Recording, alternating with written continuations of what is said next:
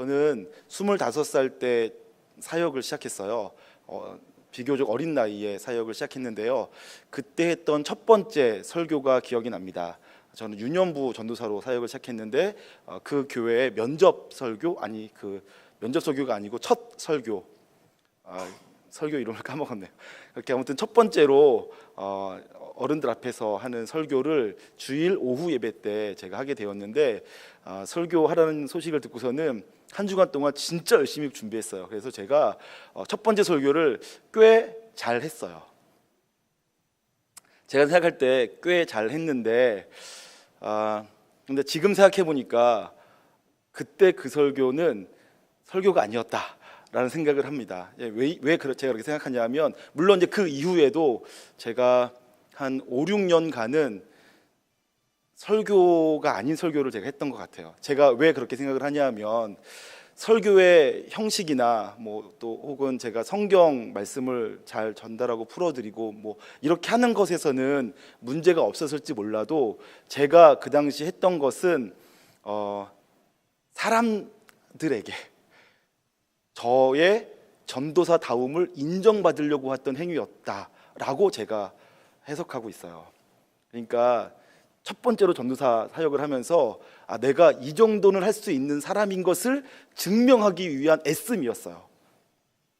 그러니까 하나님 앞에서 지금 이 성도들에게 하나님께서 전달하시고자 하시는 메시지가 무엇인지에 대해서는 관심이 없었고, 어떻게 하면 이제 전도사인데 내가 괜찮은 사람으로 보일까, 어떻게 하면 내가 사람들에게 욕먹지 않을까, 이런 것을 더 생각하면서 전전긍긍하면서 준비하고 또 설교하고, 그래서 성도들의 표정이 좀 밝아 보이면 성공했어, 설교 잘한 것 같아, 이렇게 생각하고, 성도들이 좀 졸거나 표정이 좀 안 좋으면 오늘 설교 죽 썼나, 이런 생각을 하는 삶을 살았던 거죠. 그러니까 그 당시에 제가 했던 모든 설교들은 사실은 엄격히 말하면 하나님 보실 때에는 낙제점이 아니었을까, 이런 생각을 하게 되어집니다. 하나님 앞에서 제가 설교하고 사역한다고 말은 했지만, 실제 저의 모습을 제가 돌아봤더니 그 당시 저는 사람들에게 어떻게 하면 욕먹지 않을까, 사람들에게 어떻게 하면 내가 인정받을 수 있을까, 어떻게 하면 사람들이 나를 더 좋아하게 만들 수 있을까, 이런 것에 더 관심이 많았던 어린 나이였다라는 생각을 하게 되어집니다. 그래서 그때 제가 했던 첫 번째 설교에 제가 저보러 만약에 이름을 붙이라고 한다면 장기자랑이었다, 이렇게까지 제가 말씀하고 싶어요. 그런데 뿐만 아니라 그 이후에 그렇게 설교하던 당시에 저의 모든 사역은, 제가 사역자로서 유초등부든 중고등부든 청년부든 제가 사역자로서 사역을 한다고 하는데, 제가 돌아보면 하다가는 제가 깜짝깜짝 놀라는 거예요. 내가 지금 뭘 하는 거지? 하면서 제가 놀라요. 왜냐하면 제가 하나님의 일을 한다고 하면서 교회에서 왕성하게 활발하게 활동을 했는데, 돌아봤더니 내가 하고 싶은 거를 하고 있거나, 내가 사람들에게 더 인정받고 싶은 욕구를 해결하려고, 혹은 사람들에게 사랑받고 싶어서 하는 행동들이 너무 많은 거예요. 혹은 사람들이 좋아할 만한 것들에 제가 반응하여서 맞춰주는 게 너무 많았던 거죠. 그러니까 저는 그 당시에 사역할 때 하나님께서 우리에게 무엇을 원하시는지, 하나님께서 무슨 일을 이루시려고 하시는지에 대해서는 관심이 없었고, 알려고 하지도 않았고, 그것을 위해서 사역하지 못했고요. 지금 사람들이 뭘 원하는가, 이 사람들에게 내가 뭘 해줘야지 내가 전도사답다라고 인정받을 수 있을까, 이런 것에 고민하면서 사역을 했던 거죠.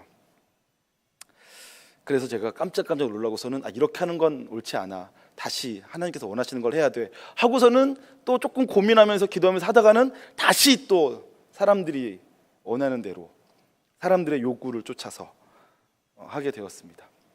그런가 하면 제가 교회에서는 그래도 교회니까 하나님을 그래도 의식을 많이 했는데, 제가 그 당시 저의 가정 생활에서는 하나님께서 원하시는 남편상은 무엇인지, 하나님께서 원하시는 아빠상은 무엇인지, 하나님께서 원하시는 부부 관계는 무엇인지, 이런 것에 대해서 제가 관심이 없었어요.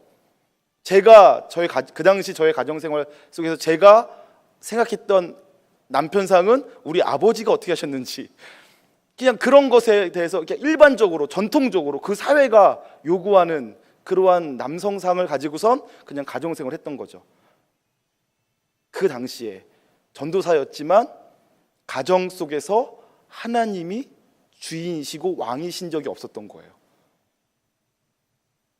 제가 만약 직장 생활을 했었다면 아마 직장에서 저는 하나님이 왕이시고, 그래서 하나님께서 이 직장 생활 속에서 내게 무엇을 원하시는지, 내가 여기서 어떻게 살아야 되는지 하나님께 여쭤보며 살지 못했을 것 같아요. 그게 제 실제 모습이었어요. 저는 고등학교 2학년 때 코람데오라는 말을 알게 되었어요. 코람데오, 하나님 앞에서라는 라틴어입니다. 그 말이 너무 멋져 보였어요. 그래서 제가 자주 코람데오를 외치고 다녔어요. 하나님 앞에서 살자, 하나님의 임재 가운데 살자, 하나님을 의식하고 살자, 신전 의식을 가지고 살자, 뭐 이러면서 제가 말하고 다녔고, 한때는 코람데오라고 쓰여져 있는 십자가, 나무 십자가 목걸이를 목에 걸고 다니기도 했어요. 그러면서 제가 코람데오, 코람데오, 하나님 앞에서 하고 말하고 다녔음에도 불구하고 실제 제가 제 삶 속에서는 하나님을 의식하지 않고 살 때가 너무나 많았다라는 거예요. 지금도 제가 깜짝깜짝 놀라요. 내가 오늘 하루 동안에 하나님 앞에서 내가 살았나? 오늘도 내가 그냥 하나님과 상관없이 그냥 내가 하고 싶은 대로 내 마음대로 산 게 너무 많았구나 라고 하면서 깜짝 놀라는 거죠. 조금만 집중하지 않으면 금방 놓쳐버리는 거예요. 그러면서 제가 이러한 생각을 하게 되었습니다. 왜 이렇게 하나님 앞에서 살아가는 것이 어렵게 느껴지는가? 저만 그런 것이 아니라 제가 생각할 때 대부분의 그리스도인들이 하나님을 믿고 하나님을 왕이시라고 하고 하나님이 내 삶의 주인이시라고 고백하지만 실제로 그 하나님의 왕되심 아래서, 하나님의 통치하심 아래서 살아가는 성도들이 그렇게 많지 않은 것 같아요. 왜 그럴까라고 생각해 봤더니 그 문제는 세계관의 문제였습니다. 세계관이 무엇인지를 제가 짧게 설명할 텐데요. 모든 사람은 세상을 바라보고 세상을 해석합니다. 이 세상을 다 똑같아 보이는 세상이지만 사실은 여기 앉아 계신 분들이 만약에 100여 분이시라면 100분이 보고 있는 모습이 다 달라요. 여러분들이 오늘 집에 가셔서 오늘 제 설교를 기억하시면 다 다르게 기억하실 거예요. 다 다르게 해석했기 때문에 그렇습니다. 세계관이란 이 세상을 바라보는 자기 자신만의 통합적이고 일관된 해석의 틀이에요. 사람들은 누구나 나름대로의 세계관을 가지고 있어요. 그런데 요즘 사람들, 저를 포함해서 저보다 아랫사람들은 누구나가 다 함께 진화론적 세계관을 배우고 자랐어요. 진화론적 세계관이란 무엇이냐면 이 세상이 우연히 어쩌다 보니까 자연스럽게 만들어진 세상이라는 것을 학교에서 교과서를 통해서 배웠고요. 시험도 치렀어요. 그러면서 자라오면서 하나님이 계시다라는 것을 말하는 것은 아주 특별한 소수의 광신자들이나 그렇게 말하는 것이고, 그래서 세상은 진화에 의해서가 아니라 창조에 의해서 만들어졌다고 쓰고, 틀리고 대부분의 사람들은 그냥 진화되었다라고 쓰면서 동그라미 맞고 점수 2점 3점 더 따면서 살아왔단 말이죠. 그러면서 이 세상에서 하나님을 몰아낸 거예요. 원래도 선악과를 따먹은 이후부터는 하나님을 몰아냈었는데 이제 하나님을 믿는다고 말하는 우리들의 세상 속에서도 하나님을 안 보기 시작하는 거죠. 그래서 하나님 없이 살아가는데 너무 익숙해져 있어요. 그래서 하나님 없이 평생을 살아오다가 가끔씩 주일날 한번 나와서 하나님에 대해서, 하나님이 우리의 왕이시라는 말을 듣고 일주일 중에 1시간 정도 듣고서는 그 신뢰 같은 믿음 가지고 살려고 하다 보니까 너무 쉽게 까먹는 거죠. 하나님이 이 땅에 왕이시고 창조주이시고 통치하시는 분이시며 다스리시는 분이라는 것을 내가 선언하고 선포하고 믿음에도 불구하고 그것을 자꾸 잊어버리는 거예요. 그래서 눈에 보이지 않는 그러나 실존하시는 하나님은 자꾸 잊어버리고 내 눈앞에 있는 사람들, 그 사람들이 어떻게 살아가는지, 그 사람들이 무엇을 원하는지, 그 사람들이 무엇을 내게 요구하는지에 더 민감하게 반응하며 살게 되어져 버린 것이죠. 그래서 하나님께서는 우리에게 신앙이 성숙해질수록 성경적인 세계관을 갖도록 요구하십니다. 성경적인 세계관을 갖도록 하나님께서 우리를 훈련시키시고 성장시켜 가십니다. 오늘 우리가 읽은 본문 속에서는요, 사울 왕이 하나님께 선택받은 이스라엘의 첫 번째 왕이었음에도 불구하고 이러한 성경적인 세계관, 하나님이 왕이시고 하나님이 통치자이시며 하나님이 이 땅의 주권자이시라는 세계관, 믿음이 없는 삶을 살았기 때문에 그의 자리에서 쫓겨나게 되어지는, 왕의 자리를 빼앗기게 되어지는 내용이 등장하게 되어집니다. 오늘 그 내용을 살펴보면서 성경적인 세계관이 없을 때 얼마나 심각한 문제가 벌어지는지, 그리고 그 문제가 또 다른 어떠한 문제를 야기시키는지를 살펴보면서 내 안에 하나님이 왕이시고 하나님이 다스리시는 세상이라는 성경적 세계관의 중요함을 알고 그 믿음을 가지고 사시게 되는 저 여러분 되시기를 주님의 이름으로 축원합니다. 먼저는 본문 보니까요, 사울 왕이 하나님으로부터 버려지는 기사가 쭉 등장하는데, 버려지는데 내용은 이렇습니다. 하나님께서 사울이 왕이 되어서 성공적으로 왕의 지위가 공고하게 되자 사울에게 오랜 수건이었던 아말렉을 진멸하라고 말씀해 주셨습니다. 그래서 사울 왕이 아말렉을 진멸하겠다 하고 나팔을 불고 백성을 모으니까 12만 명의 군사들이 모였어요. 그래서 12만이나 되는 큰 군대가 아말렉을 쳤어요. 그랬더니 아말렉을 다 죽일 수 있었는데, 죽이다가 하나님의 명령은 진멸하여라, 다 죽여라 라고 했는데, 사울 왕은 그것을 좋게 여기지 않고 살찌고 기름진 짐승을 살리고 아말렉의 왕 아각을 살려두었습니다. 하나님 말씀에 불순종한 거죠. 그러자 사무엘 선지자가 하나님의 말씀을 듣고, 하나님께서 내가 사울을 왕으로 택한 것을 후회한다, 한탄한다라고 말씀하시고, 그가 내 말에 순종하지 않고 내 뜻을 어겼다라고 말씀하셨어요.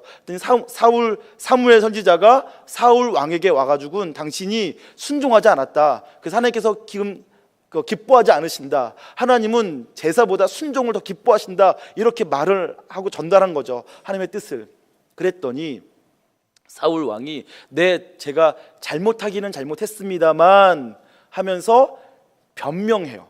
내가 왜 양들을 살려두었는지, 내가 왜 아말렉 왕 아각을 살려두었는지에 대해서 변명하고 있어요. 그러면서 변명하면서 그가 끝까지 하나님 앞으로 다가가서 하나님 앞에서 문제를 해결하려고 하지 않고 자기 나름대로의 방식으로 문제를 해결하려고 하는 장면입니다. 이 문제를 한번 보도록 할 텐데요, 사울 왕이 하나님 앞에 버려지게 되어진 결정적인 이유가 그가 하나님보다 사람을 더 두려워했기 때문이고요, 하나님보다 사람을 더 두려워한 이유는 사울 왕의 세계관이 하나님 중심의 세계관이 아니었기 때문이라는 것을 제가 지금 논증하려고 하는 것입니다. 사울 왕이 하나님보다 사람을 더 두려워했던 내용을 확인해 볼 텐데요, 먼저는 15절을 보도록 하겠습니다. 15절, 오늘 읽지 않았는데 읽은 말씀 위에 있는 15장 15절. 사울이 이르되 그것이란 양과 왕을 살려둔 것을 말하는 것입니다. 무리가 아말렉 사람에게서 끌어온 것인데 백성이 당신의 하나님 여호와께 제사하려 하여 양들과 소들 중에서 가장 좋은 것을 남김이요 그 외의 것은 우리가 진멸하였나이다 하는지라. 여러분 여기서 보셨습니까? 사울 왕이 사무엘 선지자에게 변명하는 내용이 지금 살찐 짐승들과 왕을 살려주었는데 그것은 왜 그랬대요? 당신의 백성이 그것을 원했기 때문이라고 말하고 있어요. 백성이 당신의 하나님 여호와께 제사하려 하여 라고 말한 거죠. 21절도 보시겠습니다. 21절 20절부터 제가 보겠습니다. 사울이 사무엘에게 이르되 나는 실로 여호와의 목소리를 청종하여 여호와께서 보내신 길로 가서 아말렉 왕 아각을 끌어왔고 아말렉 사람들을 진멸하였으나 다만 백성이 그 마땅히 멸할 것 중에서 가장 좋은 것으로 길갈에서 당신의 하나님 여호와께 제사하려고 양과 소를 끌어왔나이다 하는지라. 여러분 보셨습니까? 지금 뭐라고 말하냐면 나는 당신의 말씀을 다 지켰는데 다만 백성들이 당신께 제사하려고 소와 양과 왕을 끌어왔습니다 라고 변명하고 합리화하고 있는 거예요. 백성들이 그랬다고요. 자기는 다 지켰고요. 24절 보시겠습니다. 사울이 사무엘에게 이르되 내가 범죄하였나이다. 내가 여호와의 명령과 당신의 말씀을 어긴 것은 내가 백성을 두려워하여 그들의 말을 청종하였음이니이다.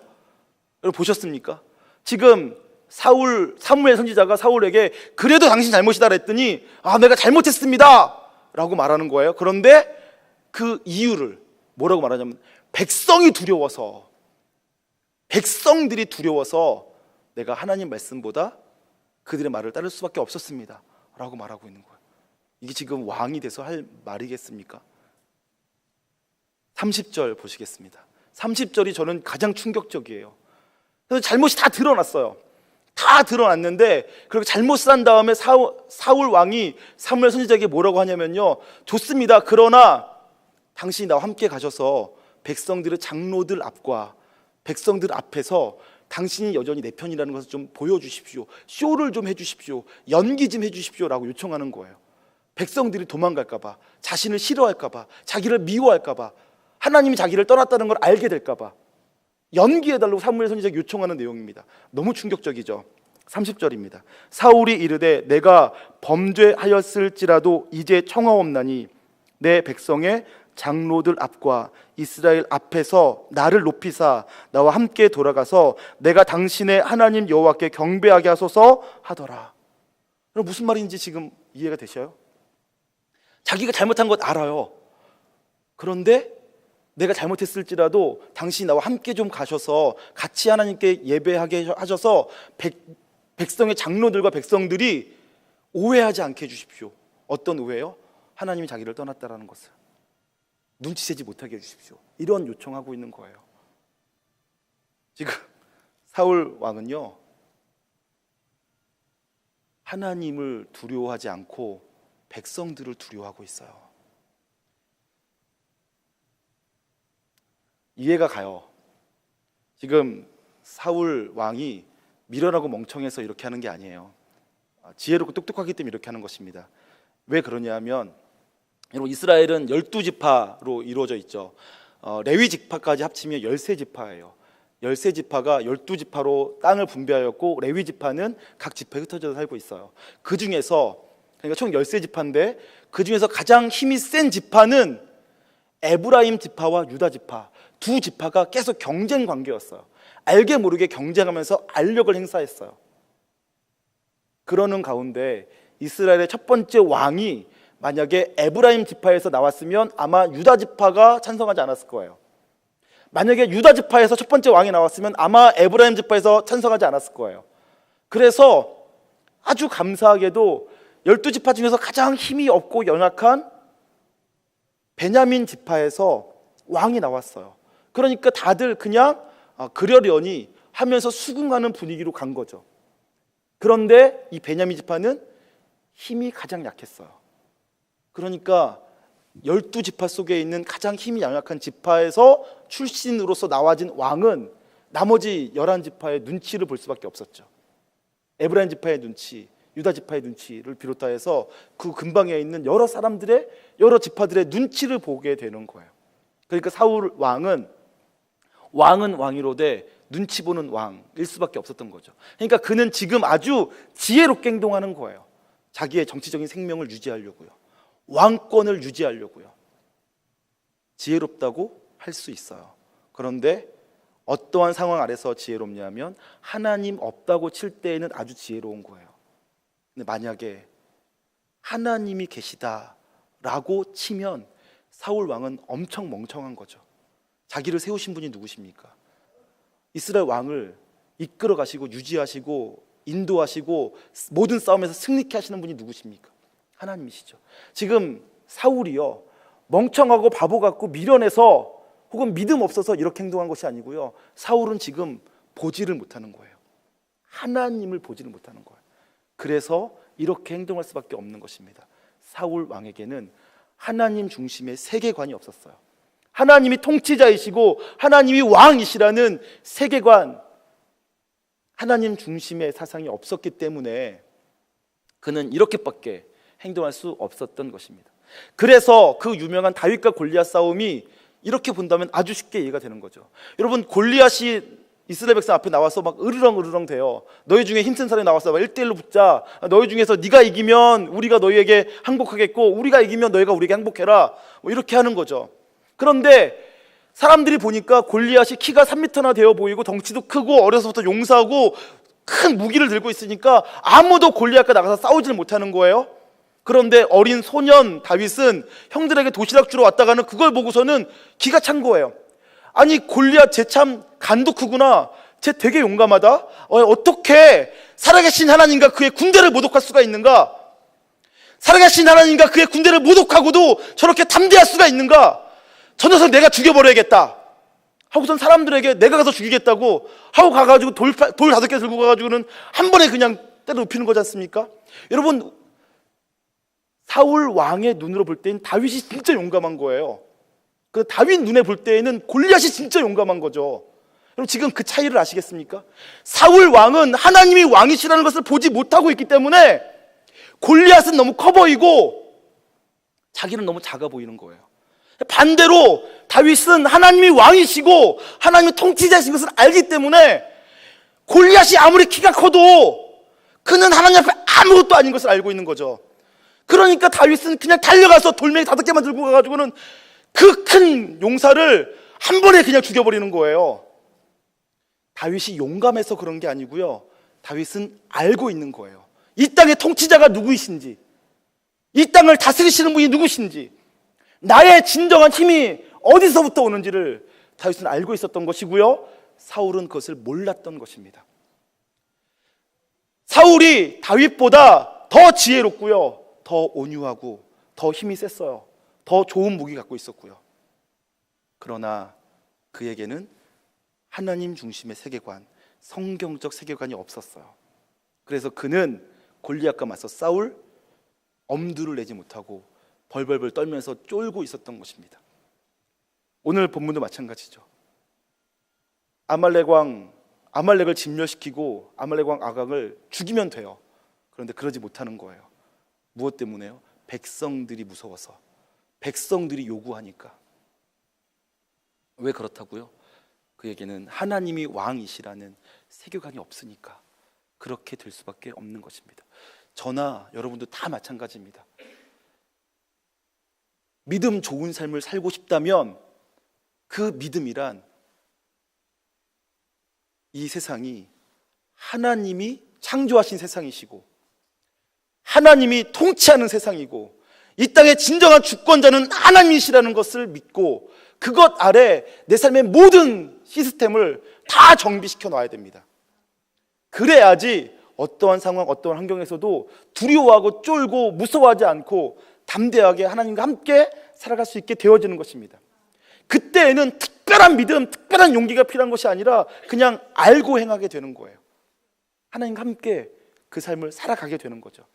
근데 만약에 성경적 세계관이 확립되지 않고 형성되지 않았으면 때마다 믿음을 달라고 요구하셔야지만 돼요. 믿음 없이는 버틸 수 없게 되는 거죠.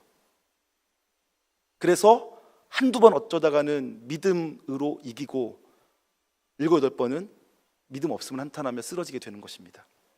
그러므로 여러분, 성경적인 세계관을 갖기를 사모하시길 주님으로 축원합니다. 이 땅의 진정한 주인이 누구신지, 내 삶을 다스리시는 분이 누구신지 그것을 정확하게 알고 이 땅의 통치자와 함께 살아가실 수 있기를 소망하는 것입니다. 여러분, 사울 왕이 하나님을 의식하지 못하고 사람을 의식하며 살았어요. 성경적인 세계관이 없었기 때문에 그렇다고 말씀드렸죠. 그러자 그가 어떻게 되었습니까? 하나님을 의식하기보다 사람을 더 의식하고 하나님을 두려워하기보다 사람을 두려워하고 살았기 때문에 그는 하나님 말씀에 순종할 수 없었던 것이죠.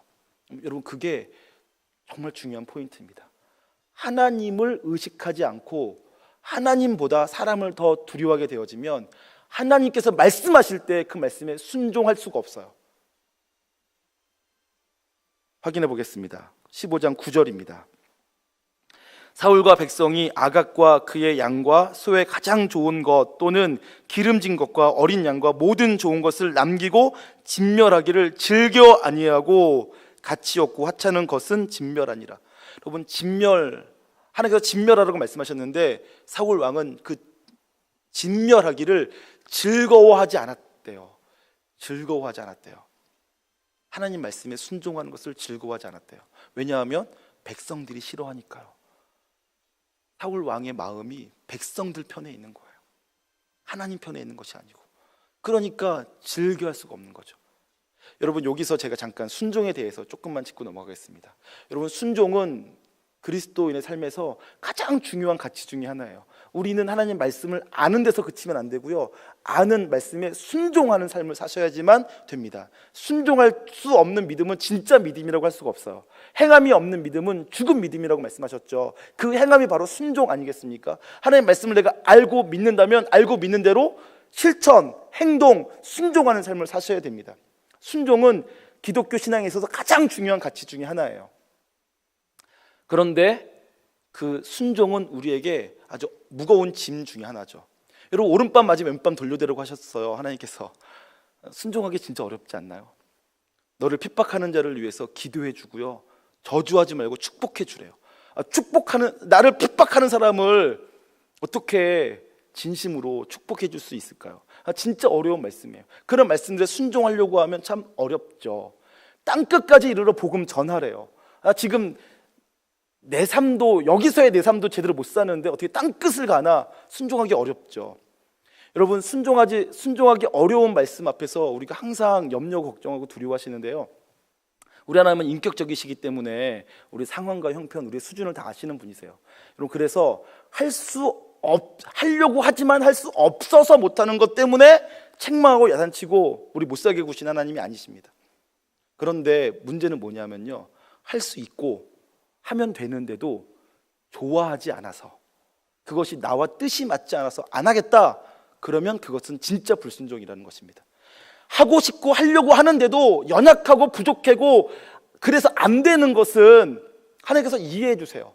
근데 하나님의 뜻이 즐겁지가 않아, 하나님 말씀대로 살아가는 것이 내가 기쁘지가 않아, 하나님과 뜻이 틀려, 그래서 불순종하는 것은 하나님께서 기뻐하지 않으신다는 것입니다.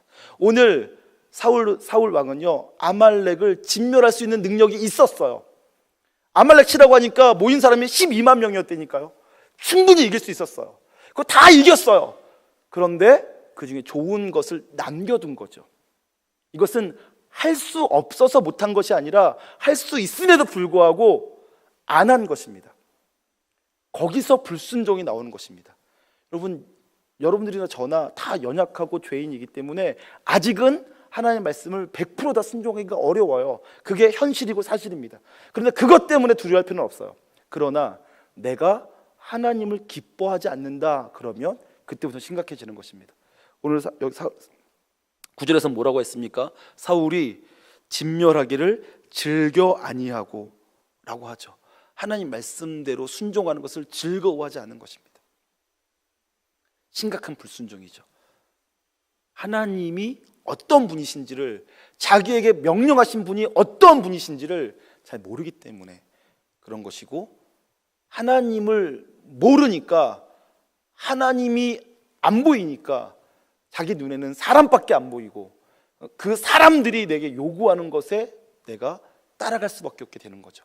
그래서 사울 왕은 하나님께 순종하는 것이 아니라 사람에게 순종하는 인생을, 사람에게 끌려다니는 인생을 살 수밖에 없게 된 것입니다.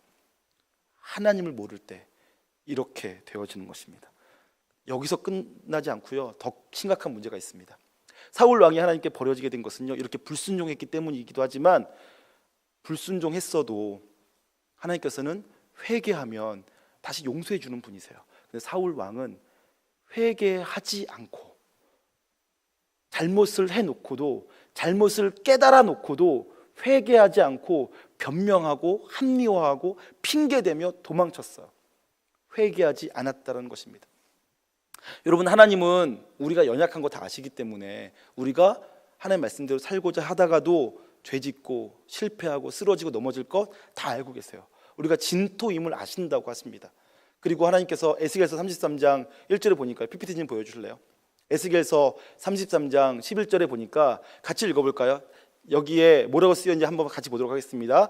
너는 그들에게 말하라. 주 여호와의 말씀이니라. 나의 삶을 두고 맹세하노니 나는 악인이 죽는 것을 기뻐하지 아니하고 악인이 그의 길에서 돌이켜 떠나 사는 것을 기뻐하노라. 이스라엘 족속아, 돌이키고 돌이키라. 너희 악한 길에서 떠나라. 어찌 죽고자 하느냐 하셨다 하라. 여러분, 하나님은요, 악인이라고 해서 악한 죄대로 죽기를 원하시는 분이 아니세요. 아무리 심각한 죄를 저질렀어도 그가 돌이켜 회개하고 살기를 원하세요. 그것이 우리 하나님 아버지의 사랑입니다. 사울 왕이 하나님께 불순종했었어도 그가 만약에 사무엘 선지자가 방문하여서 그거 죄다라고 했을 때 바로 바짝 엎드려서 하나님께 용서를 구하고 살려달라고 했으면 우리 하나님 반드시 용서해 주셨을 거예요. 우리 하나님 자비로우시고 인자하시고 궁일이 풍성하시기 때문에 사울 왕 살려내려고 하시겠죠. 근데 안타깝게도 사울 왕은요, 회개하지 않았어요. 회개하지 않고 변명해요. 합리화해요. 핑계대죠. 백성들 때문이었다고, 백성들이 그랬다고요, 어쩔 수 없었다고 하면서. 그것이 심각한 문제입니다. 하나님을 의식하고 살지 않고 사람을 의식하고 살면요, 자기가 죄를 지었을 때 사람에게 그것이 들킬까봐, 사람들이 알아챌까봐 더 무서워하는 거예요. 그래서 하나님 앞에서 엎드려 회개하고 사람들 앞에 내가 죄인입니다라고 고백할 수 없게 되어버리는 거죠.